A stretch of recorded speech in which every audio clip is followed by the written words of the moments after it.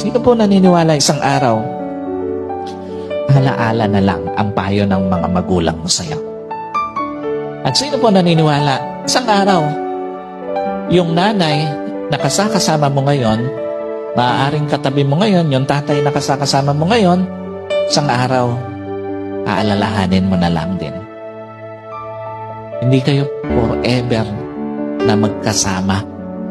Kaya nga, lahat ng magulang hanggat kasama pa yung anak, gagawin ng lahat.